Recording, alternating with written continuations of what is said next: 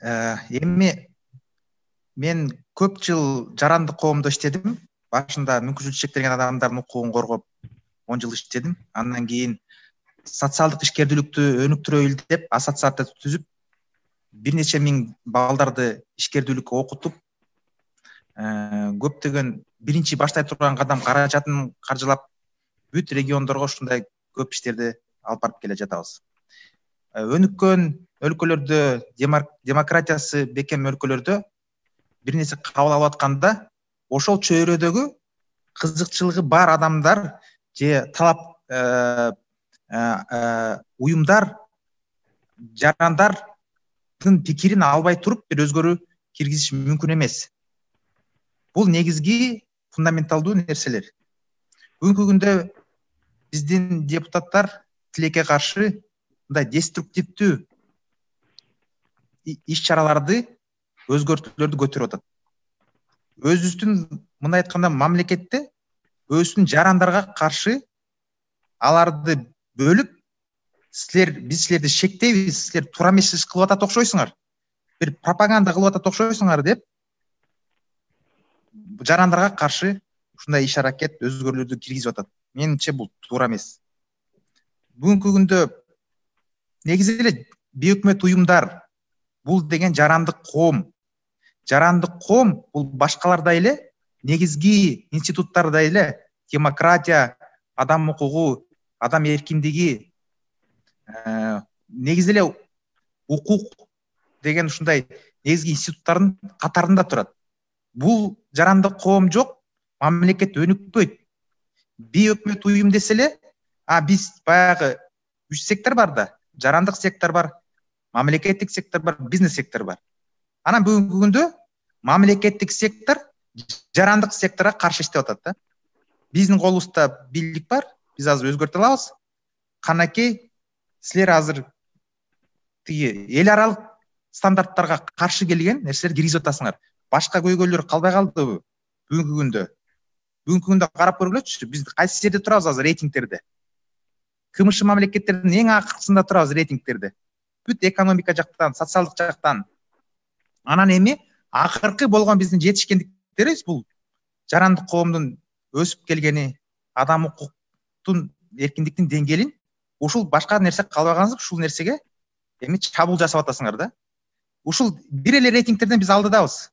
Эркиндик боюнча, саясий атаандаштык боюнча. Эртеңки күнү ушул эле депутаттарыбыз оппозицияга түшүп, куугунтуктап калганда, ошол эле бийөкмөттөргө барасыңар. Септен адвокаттар, мындай коомдук деңгээлде силердин укугуңарды коргой турган бул бийөкмөт уюмдар. Биз аны канча жолу тарыхтан көрдүк. Бир нече жолу көрдүк аны. Бүгүнкү күндө силер өзгөртүп аткансыңар. Эртеңки күнү ошолорго эле кайра барасыңар бир күнү. Ошондуктан мен силерди чакырып кетем, мындай статус-квону сактайлы. Тескеринче, жарандык коомго, бийөкмөт уюмдарга кандай колдоо көргөзсөк дагы, кантип ушуларды колдосок, себебинде булар, эгер булар каражат чет мамлекеттен буларга берип атса, себеби дегенде бул дагы социалдык инвестиция десек болот. Канча деген адамдар, бул жарандык сектор бул деген эң чоң жумуш берүүчү бүгүнкү күндө. Канча деген миң деген, 100 миң деген адамдар иш алып барып атат. Канча деген жакшы өзгөртүүлөрдү ушулар демилгелеп жүрөт. Ана буларга ыраазычылык айтып, келгиле, кандай дагы жеңилдик кылып берели.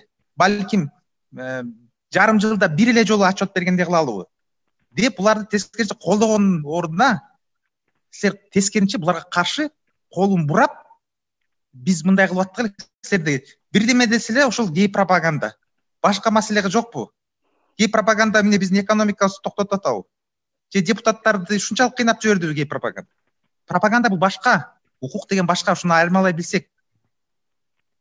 Ошон үчүн чакырып кеттим, урматтуу биздин эл өкүлдөрү, кичине эл өкүлү болсоңуздар, жарандардын кызыкчылыгын коргосоңор. Башка көйгөйлүү маселелер абдан көп бүгүнкү күндө. Ушул мезгилде ушуну көтөрүп алып, эми ушуну адамдардын, элдин көңүлүн, коомчулуктардын көңүлүн ушуга буруп атасыңар. Башка нерсеге буруп, башка маселелерди талкуулабайлы андан көрүп. Бүгүнкү күндө толгон токой бар. Анан жанагы инициатор депутатыбыз айтып кетти, эл ойлойт экен, ушу НПОлор жөнүндө пикирин ачар экен, ушу элдер билсин бул кандай болуп атат, бул кандай иштеп атат, каражат кайдан. Эгер элден сурасак, депутаттар пикири кандай экен деп, алардын анын негизинде анда таптакыр анда башка адамдарга баш керек болуп калат. Эгер ошондой бир мындай бурмалоо, фрагменттардуу, терең изилдөө жок, ушундай бир анализ жок демилгелерди көтөрө берсеңер. Ошон үчүн сиздерди чакырып кетем. Статус квону сактагыла. Жок дегенде жакшылык башка нерсени көтөрбөсөңөр, ушул статус квону сактагыла. Себеби булар силерден эч нерсе сурабай иштеп жүрөт. Коомдо көптөгөн социалдык, укуктук проблемалар чечип, ушу биздин өлкөбүздүн туруктуулугун камсыздап жүргөн ушулар, ушул уюмдар, ушул адамдар, лидерлер, алар баары белгилүү. Ким кандай иштеп аткан? Биздин жарандар. Ошон үчүн мындай шериктештикке чакырып кетем сиздерди. Рахмат.